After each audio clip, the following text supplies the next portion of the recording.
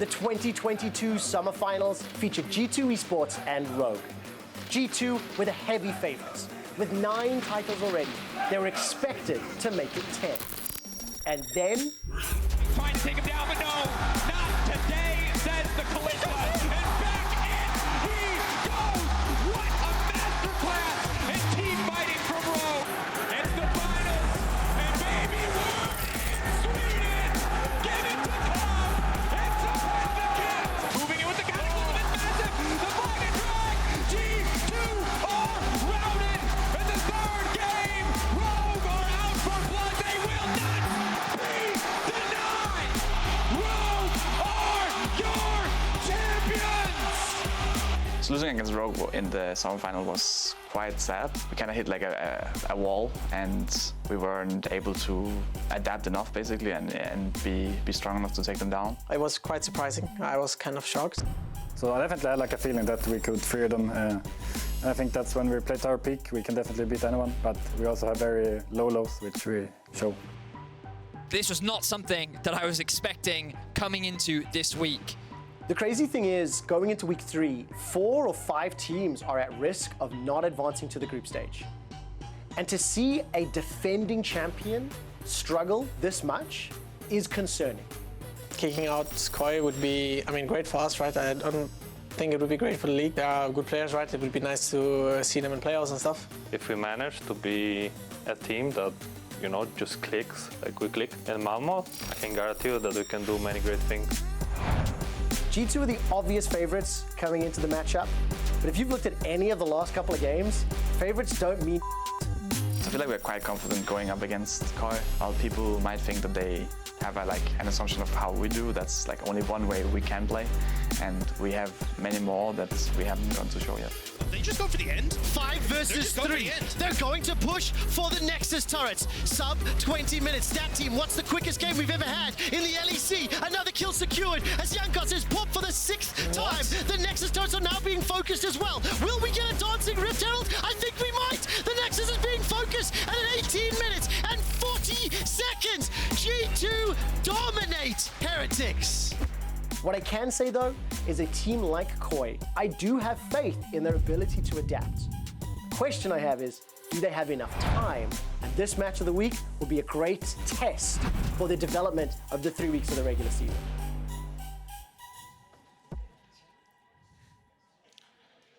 And here we are, the final game of the penultimate day of the regular season of Winter of LEC 2020. Split 1. Split 1. Winter Split. Yeah. G2 Esports currently sitting pretty near the top of the table. They can match up with Vitality and Mad Lions at 6 wins if they win this.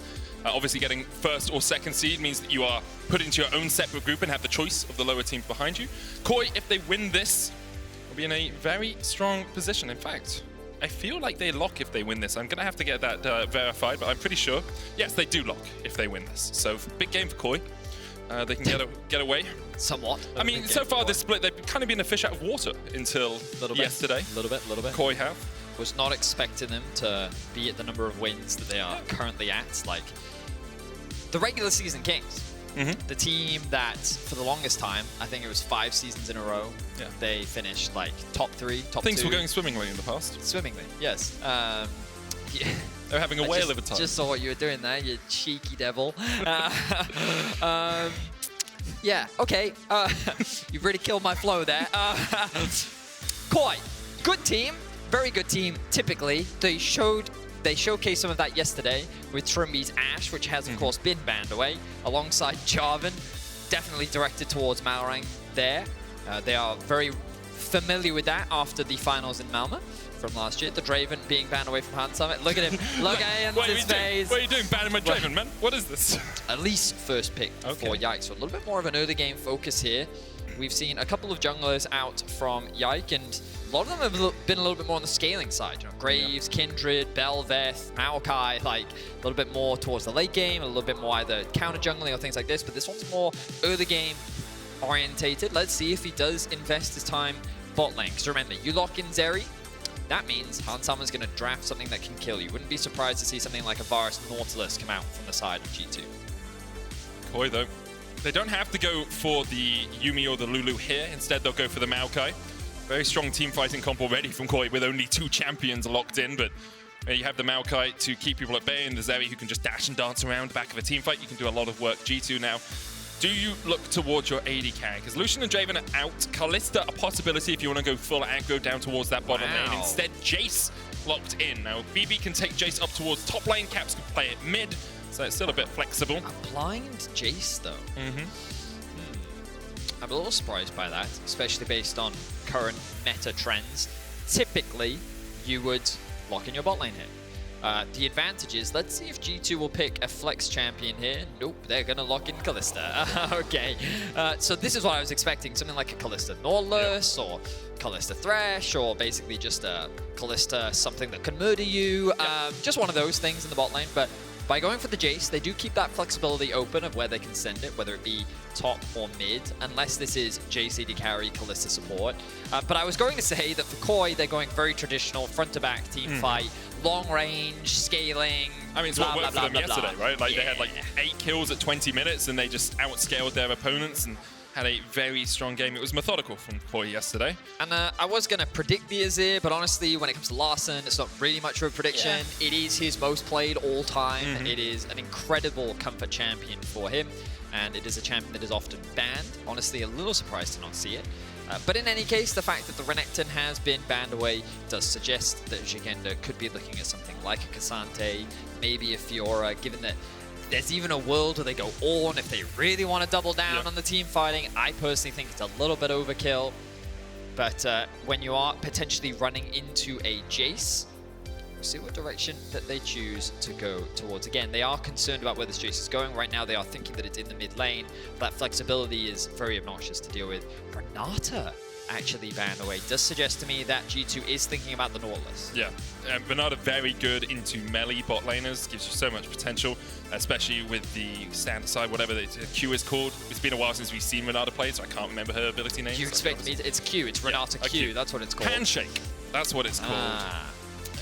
Just makes it very difficult for you to engage. There's a Darius ban as well.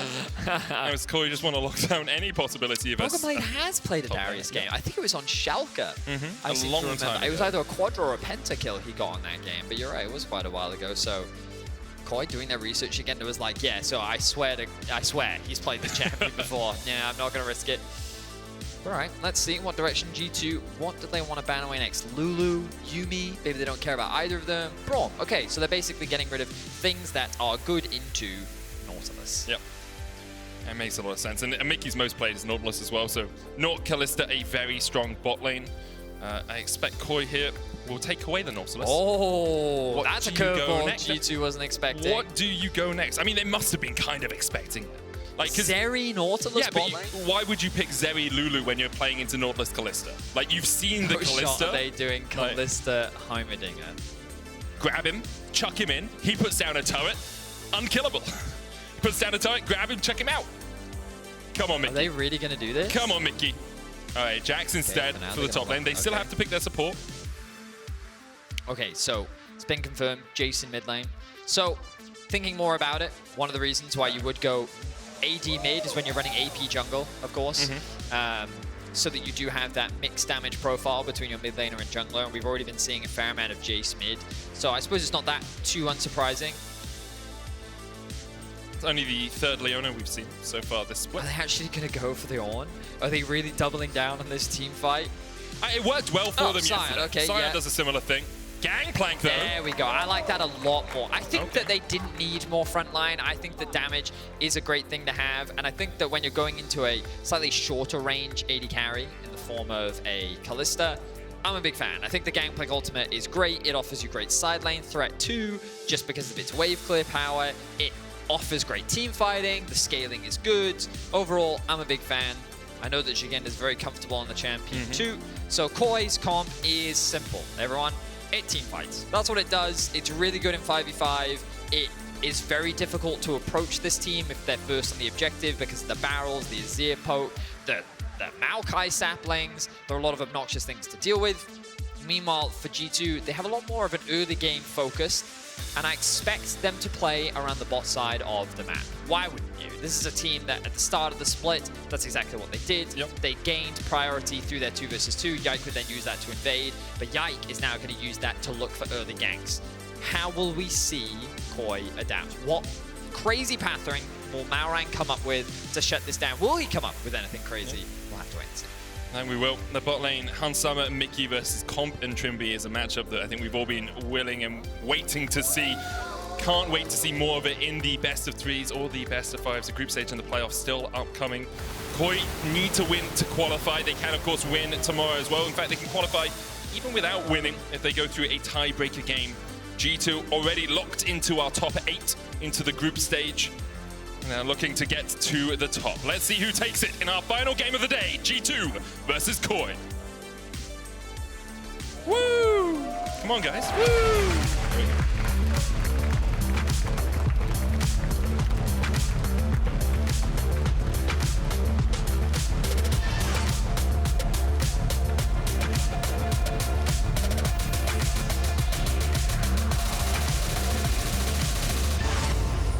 Anything happening at level 1, Vedi? Yes. Not anymore. Koi stacked up. And then they backed away. And they swam into the river. Aha, well this gives me a perfect time for the what? joke I've been preparing all week. No. You know, when you get a fish pond, Okay. and you get koi, they're quite special animals, right? Okay. So you can't have too many of them in a pond together. In fact, you need to increase biodiversity. So if you get 4, one of them has to be fake. Right? A fake one. So you have the A koi, the B koi, the C koi, and then the D koi.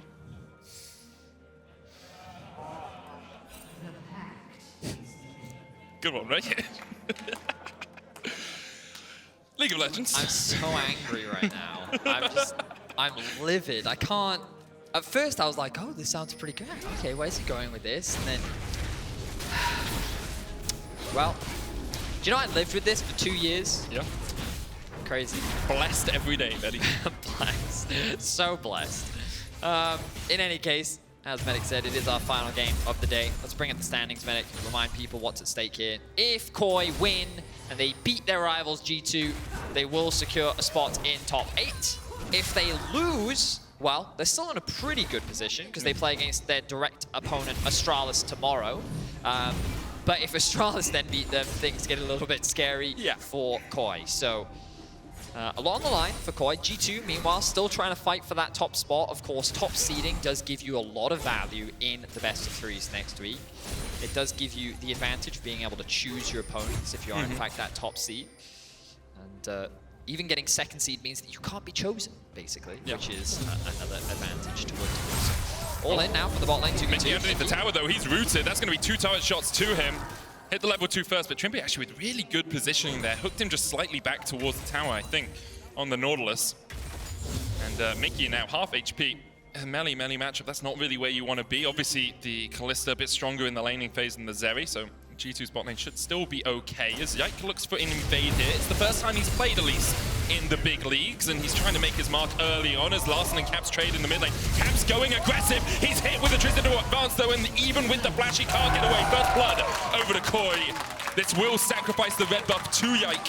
But Larssen getting on the board early is a very strong start for Koi. So Malrang started Raptors into Blue Gromp, and then he was making his way back up towards top, given that Larssen had the push, and now he's going to realize, oh, no, my blue has been stolen, but Yike now threatening a dive. Szygenda trying to get away from this one. TP used by Larssen. Oranges to get away from the stun, but now Malrang is here. Yike uses the repel, goes back in against Szygenda. He's going to take the tower, and he's going to die for it. Yike knew something had to happen. He gets the kill for his team. Larssen, though, now 2 kills to the good. Meanwhile, the mid lane, Szygenda can just TP to this. And overall, Koi don't lose too much in terms of waves. Okay, I'm impressed, Yike. That was really good thinking because, okay, you could look at it and go, well, you just gave Larssen another kill, and I believe it got a red buff off the back of that, but I might have to shut up because Caps is looking for more. Malrang has the smite, gonna steal that one away. Oh, and he get, okay, I mean, that's pretty good for Malrang. Cap's not going to get anything off the back of that. More fighting bot lane. Trymbi with a hook once again. Flash away by Trymbi, counter flash by Mikyx. He was looking for the Shield of Daybreak. That stun on the Q. Couldn't quite find it in time. Oh my god, there's so many cool things happening. Okay, so backtrack just a little bit. Oh, I don't have time. Szygenda needs to be careful here. Got to be able to dodge away from the cocoon, but now Yike is in danger. No one collapsing for the time being means he should be able to get the steal. And this, of course, is the respawn of the Raptors. Resetting, though.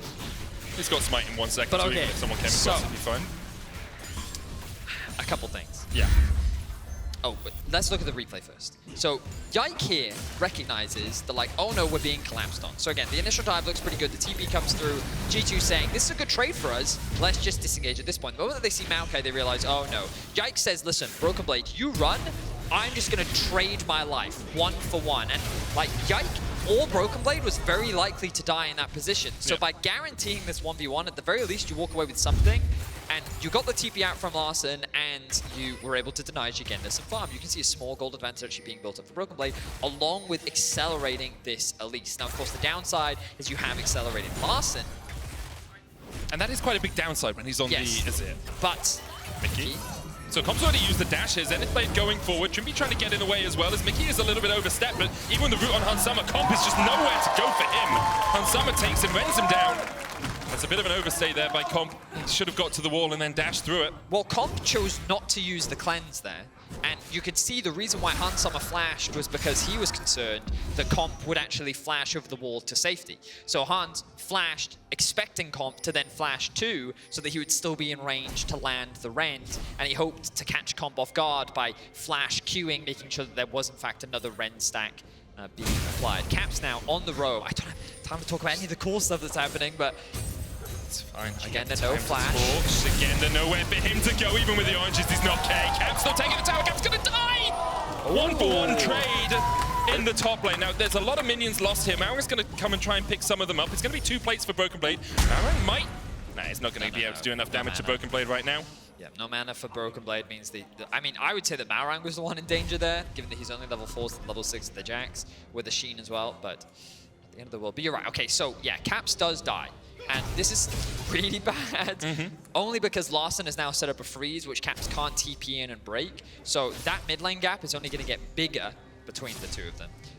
The top lane gap, though, is very much in favor of BrokenBlade. What Caps lost, in theory, BrokenBlade should be able to gain, as Szygenda lost so much farm and XP, and the wave is now pushing back towards BrokenBlade, which then sets them up for another play onto Szygenda. And look at where Yike is right now. Keep in mind if the Gromp is there. Actually, no, I think BrokenBlade did in fact just clear it, but he's making his way up towards top anyway. He has his eyes on those Raptors. Caps currently has the push. See Malrang trying to put some saplings down, so that if anyone does come and join this fight in the top side, they will know about it. The Razorbeak started by Yike. Looks like Szygenda just wants to get the shove in. Yike will steal away the Razorbeaks. He's ahead in terms of farm, about 3 camps right now. Larssen trading onto caps, but they know that Yike is in the area, so Larssen can't go any further. Sorry, I just noticed the Caps just has an inventory of swords, and just that image made me laugh. He loves Star Wars, man. Phantom Menace, his favorite movie. It's General Grievous in with the 4 lightsabers. Another one for my collection. Wow, well, hello there, Larssen. That was more Baney as the Emperor's Divide gets Caps underneath the tower. He flashes and knocks him back. Yike's still coming in as well, but Szygenda's on his way. Cannon Barrage has been used. I'm not sure if that was used in the top lane to try and push the wave, but was used earlier. Yeah, I mean, it seems like that they was following along with the plot. So Grievous did not win that one. Caps forced back. Does have a level disadvantage. Gonna lose his flash once again. Potentially a gank setup for Malrang. He does have his flash available. Dodge the Sentinel. Nice. He's going to put the sapling in. Run back. Run forth. Oh, still dodging the... He's going back! You know, at 4 AM, you don't have cats, but I have cats. Sometimes they wake up at 4 AM and they're just zoom. Just side to side, side to side. They run on the bed, they step on you. Not the most enjoyable experience. And Malrang here did just zoom for a little while, but doesn't really get too much out of it. Actually, lower level than Mikyx, who has already got up to that level 6. Trymbi's going to clear out the Sentinel. And in the end, Malrang goes back to his jungle. Funny enough, Mikyx actually hitting level 6 before Malrang. Yeah. He has not been clearing his camps. Something that we have seen from Malrang a few times throughout his career. Very focused on, well, ganking, but sometimes at the detriment of his own farm. Means that only now will he hit that level 6. But overall, G2 with a gold lead. You can see Hansama with the kill, Yike with the kill, and BrokenBlade with the kill. Means that their 3 individual advantages is bigger than the single advantage that Larssen has gained for himself with the Cloud Drake up. Something that G2 definitely could play for. But Koi don't really mind that much. This kind of deficit, not the end of the world. Their comp is very much about scaling and team fighting anyway. The fact that they're able to trade these early plays from G2 is really the best case scenario. Yeah. Even if you fall behind a little bit, as long as the goal difference doesn't become too dramatic, you'll always have a win condition. Really great ward placement there from Handsummer. Something you practice a bit as a pro player, making sure you can get those wards into the bushes from inopportune angles as Szygenda and BrokenBlade trade up towards the top side.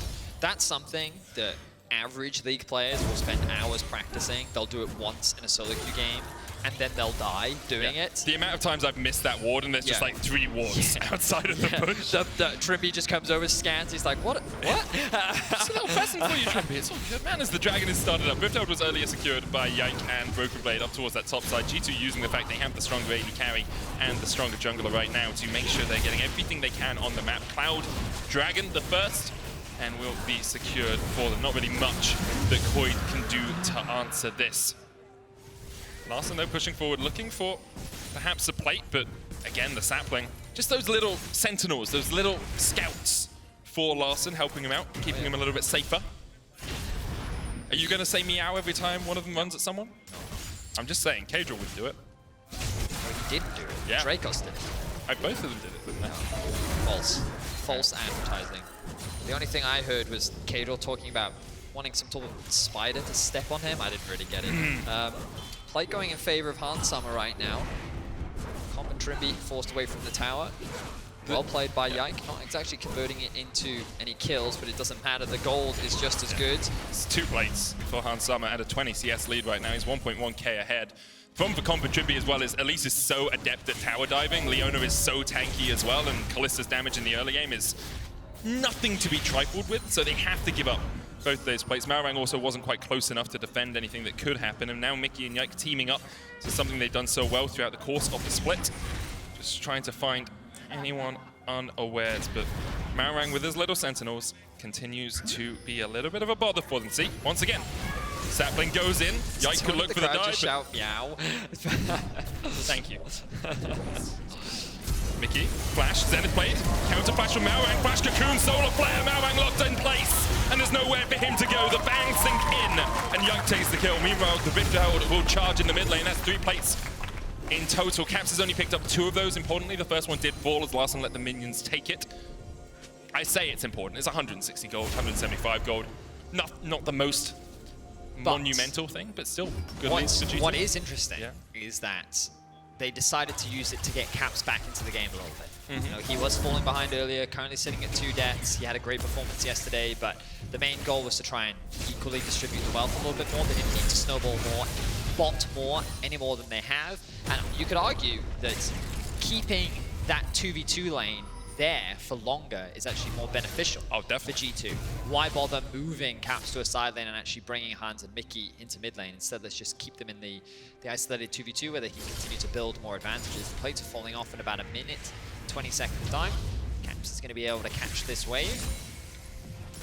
And the Dragon spawning in about 2.5 minutes with the Herald spawning in about another 2. So overall, G2 played this early game very well. 2k gold lead is the advantage they have right now. BrokenBlade with a very good trade onto Szygenda. Malrang has his eyes set on Caps. And where does Caps go from here? Trymbi's on his way, there's the root. Caps does still have the flash. Malrang knocks him back though, and the Nature's Grass coming in. Malrang actually in a bit of a sticky situation as Mikyx will take him out. G2 reacting perfectly there to save their mid lane. I was shocked that Caps held his flash for so long, but that level of patience was because he knew that the cavalry was on its way. The chain CC from Mikyx and Yike. Mikyx didn't even need to use the ultimate. And it will still be another kill going in favor of G2 as BrokenBlade secures more plates in the top lane. What was that? 2-3 plates in mid, 2 or 3 plates in bot, 4 plates in top lane. Like, the gold is just starting to roll in for G2 as we get close to that 14-minute mark. But again, look at the patience here from Caps. He realizes very quickly that this duo is coming to kill him. Trymbi there as well, but the roam is being matched by Mikyx. He still chooses not to flash at this point. Trymbi's forced to flash. Malrang comes in with the W. He knocks Trymbi back, and then it's only here that he actually chooses to flash away to create space and get behind the safety of Mikyx and Yike.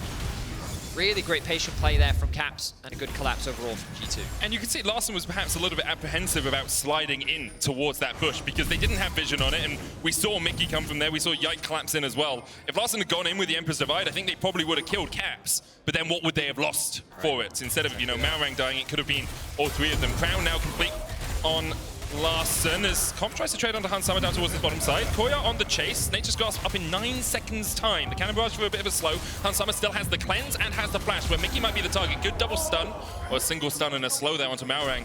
Caps now collapsing in. Koi at home in the river, but Trymbi goes in and immediately is locked out. Root's going to go onto the backline here. The Ultra Glades are being used as well as Mikyx goes onto the backline. Comp trying to get the damage down, dodging around. Mikyx in the midst of 3. Caps now diving forward. Mikyx somehow still alive in all of this. Mikyx just tanked them for an absolute ice age. G2 walk away with every member still alive as Koi lose 3. The gold is ballooning out of control, and Caps is looking for more. Feels like Koi might have to wait one more day before they can lock their playoff spot because Caps is having none of this. Can't be able to dodge to the side, but he can't turn the damage back around onto Caps. Immortal Shilbo procced as well. He will get the flash out from Comp, and Caps should be able to pick up this tower as Hans Sama looks to go back to base. What incredible early game play from G2 once again, and the patience that they were able to demonstrate in that skirmish. It looked like a guaranteed one fight for Koi, honestly. Yeah. The positioning, the CC, it all looked good, and Larssen was prepared to clean things up. You gotta remember, these champs don't have that much damage in the early game, and look at it.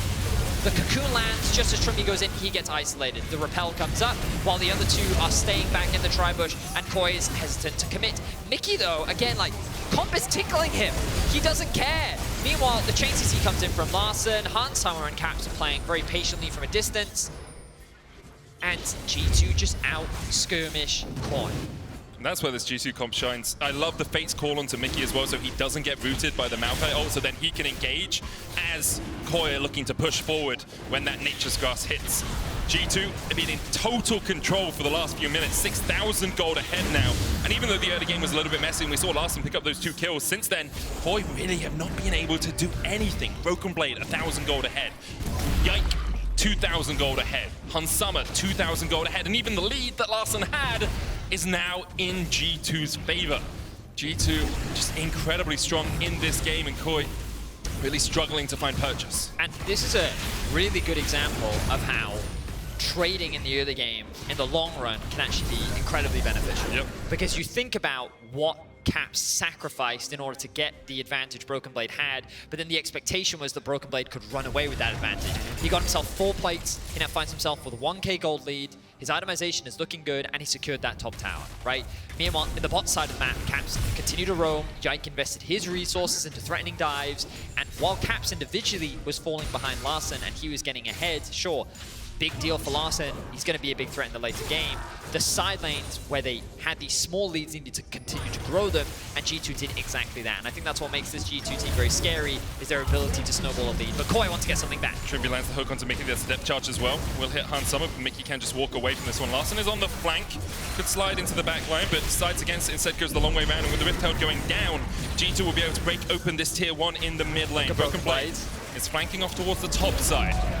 Just going to join up with his team. Caps is pushing down bot lane here, and Koi are investing 5 members to defend V4. The Rift Herald will still get a charge in, and Caps had all this time in the bot lane as well to shove that wave forward. I thought the G2 may transition from mid into bot and start threatening this tower, but instead they're going to use this window to reset. You can see that Mikyx has gone back to base to replenish his vision. BrokenBlade is pushing out top, Hans Sama is pushing out mid, and while the resets are a little bit desynced, it's not the end of the world because there is no major objective to play for right now. Caps can go secure the blue buff, which means the mid lane will then come back at the appropriate time.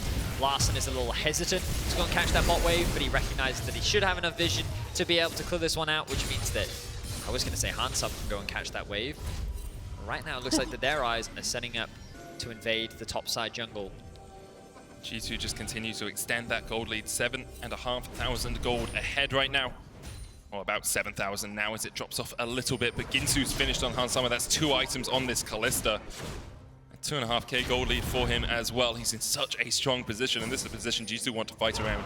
As the game goes on, if we get to 25, 30, 35 minutes and it's still around the same, then Koi's composition actually starts to come online and it could be difficult for G2. However, G2 have shown no signs of stopping this avalanche. It is running down the mountain towards Koi's base. Baron in a minute's time, something you have to be careful of. Unsummer on the Kalista means that this Baron threat is very real. But I like what G2's doing right now. Push in mid, move into top side.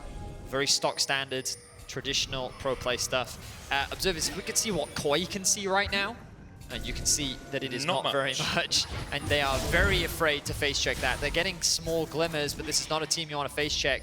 Malrang's saplings are kind of responsible for that. And Mikyx, along with Yike, doing a great job of just denying vision. And this Baron pit is the part that's super scary. Koi want to get a little bit of information if they can, because they know that the risk of G2 rushing that objective is very real. But Malrang is so hesitant because there's so little that he can see. Thank you very much, observers, for that. Again, top wave pushed in, and it's just really good map play overall from G2. They're playing the way that they should. You keep pressure up here, you keep pressure up here, and every time you push in these sides, you basically move in. And every time these waves get pushed back out, as BrokenBlade goes for a little bit of a trade. Now, wrong zoom, I want this one. Every time these waves get pushed back out, what do? You push in mid and then you move in together. You can also send one person up to go and catch this wave, but the whole idea is that you constantly play around where you have these pushing waves and then you create a numbers advantage as Koi is constantly forced to answer and catch these waves. So G2 utilizing their lead very well and ultimately setting them up for this dragon spawning in 45 seconds time. Initially, they threaten the Baron. This forces Koi to clear out that vision top side, which then allows G2 to invest their vision bot side because they know that Koi have just invested it all, clearing out the top side of the map. And over the last few minutes as well, Malrang has been totally denied any of his own jungle. We saw the blue being stolen, we saw the wolves being stolen. Like, maybe he'll be able to get this camp so he can get his upgraded smite. Now does have that fully upgraded smite, but he's a level behind Yike, almost two, well actually, level and a half behind Yike right now. And it's just so difficult for Koi to actually find purchase, actually find a way to approach this game. Larssen is 2 items. Is that enough? You probably just give up this next Drake that's spawning in 10 seconds. You try and get some vision control around the top side as well, and maybe get comp towards 2 items, but it's a long, long route. Could be hoping for a couple of barrel chains as well. G2 have been on the wrong end of a Gangplank barrel chain a couple of times in the past. And that's the really important thing. A single good fight from Koi will swing the whole game. Yep. They only need the one. That's how strong the scaling is on the side of Koi.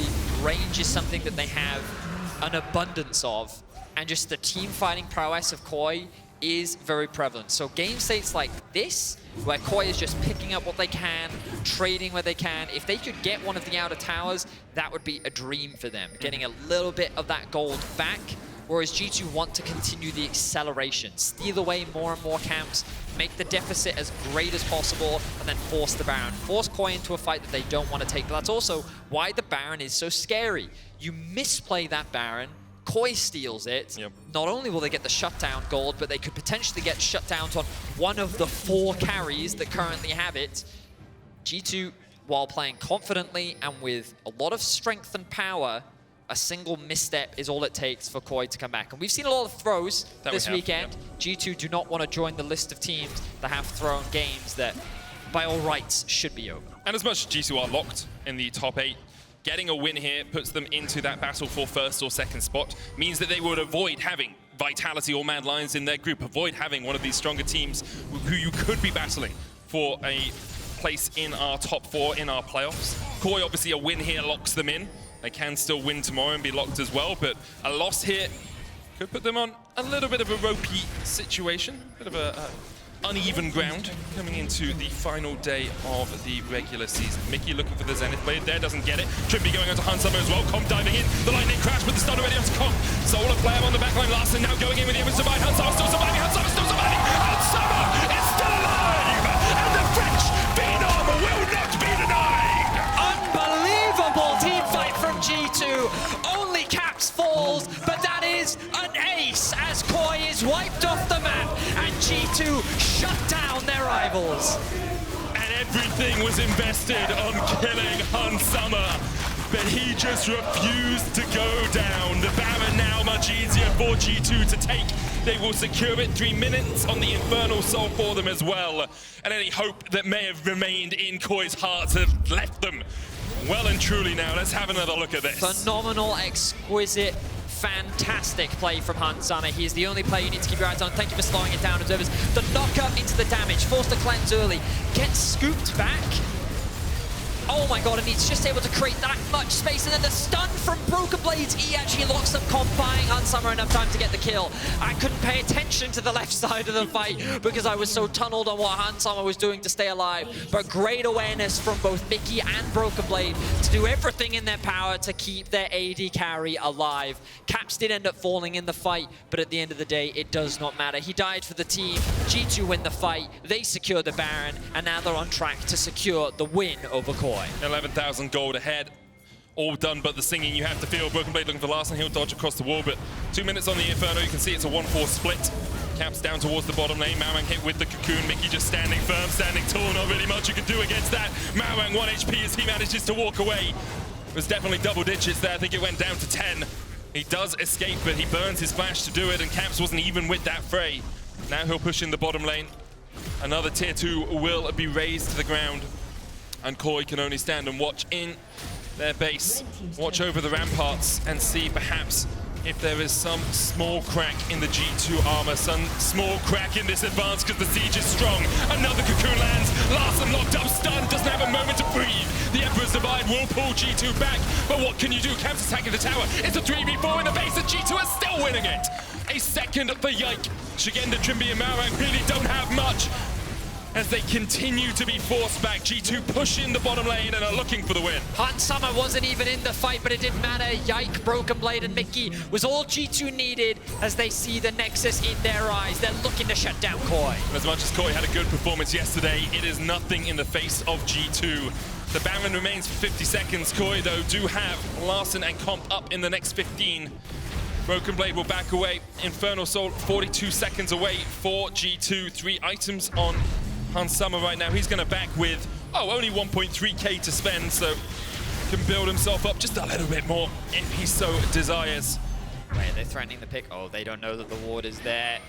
I don't think Koi's going to convert it into much. Oh, G2 do they is know it's looking here? though. Trymbi. BrokenBlade, Nature's Grasp, does go in. Now Koi could find something here. BrokenBlade, you need to chill out. You do not have the HP to fight Koi, or maybe you do. I think it's okay. I think that cat's gonna go splat, pretty lickety split. He gets forced away. The Bramble Smash. Malrang using the phase rush to try and escape this one, but BrokenBlade doesn't want him to get out. Meanwhile, on the other side, Larssen caught up. The hook goes wide as all of G2 dodge it.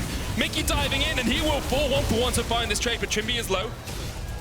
But hang on a second, G2's in Koi's base, and Koi is in fact not. Just shepherd him. Like a terrier, they're keeping them away from this. Trymbi dies, and G2 on the Nexus towers. BrokenBlade turning onto comp, who tries to escape and just can't get away, even with the cleanse. It's not enough. Hansama will fall in the end. Szygenda picks up 950 gold. But what damn use is that if your Nexus is felled? G2 will match Mad and Vitality at the top of the table. A quick one to round things out as G2 continue their early game dominance.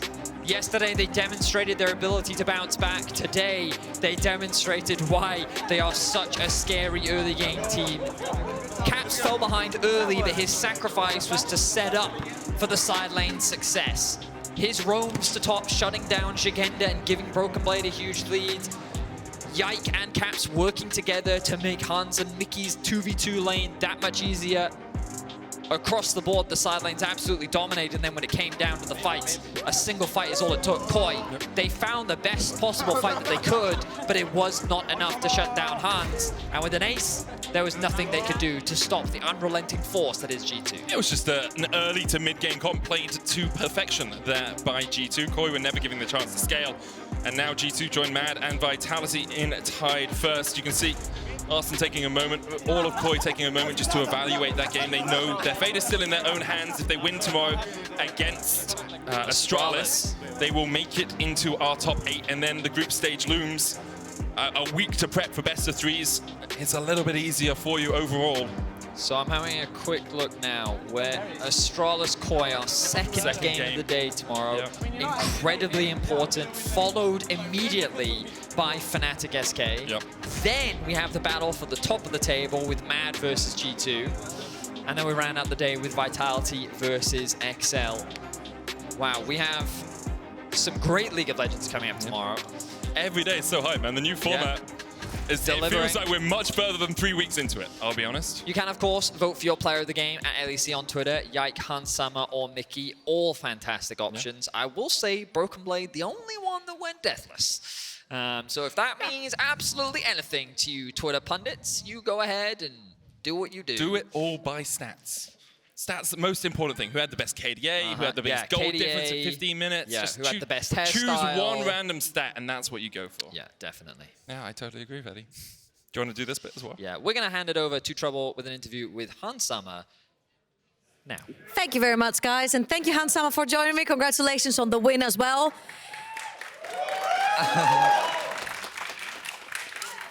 There's one thing I always ask at the last game of the day is to try and rig the MVP vote. Who would be your MVP for this game?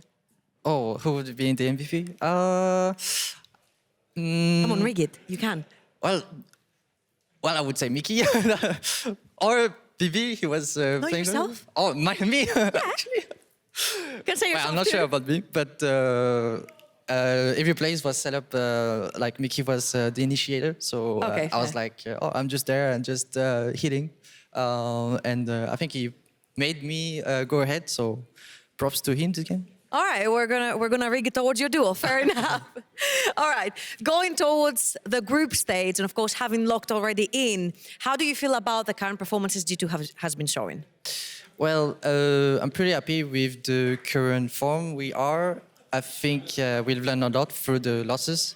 I think we understand the meta a bit more through those 2 losses that we had the past weeks, and I'm really happy how we work on the things that we think that were not like too good from us, and we always try to show a proactive game. Well, this one was kind of proactive until we had to get all objectives, and then it was kind of slow, and then so far it's good. It looked pretty decisive from your side, guys. And how does it feel to beat your former team in EU? Well, well, it feels good to play against them. Well, kind of. I still talk to some of them, some of the players that I was playing with them.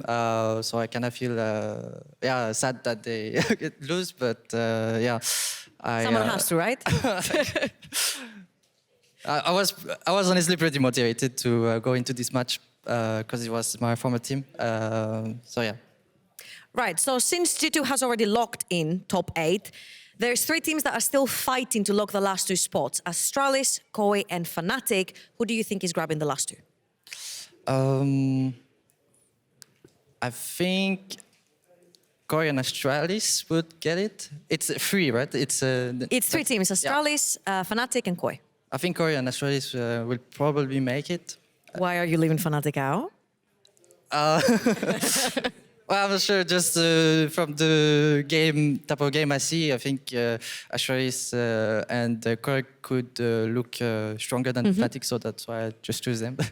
That's fair enough. To lighten up a little bit before we go towards PGL, last time we chatted, I realized that you're a weeb. I'm a weeb myself. So give me your favorite anime currently. Currently? Well, Blue Lock. Okay. But my favorite all-time anime is Steins Gate. That's what you told me back then as well. I still haven't watched it, but I promise I will. Hansama, thank you so much for joining me. Congrats on the win again. Thank you. Now, after the break, Mikyx will join us in the post-game lobby. We'll be right back.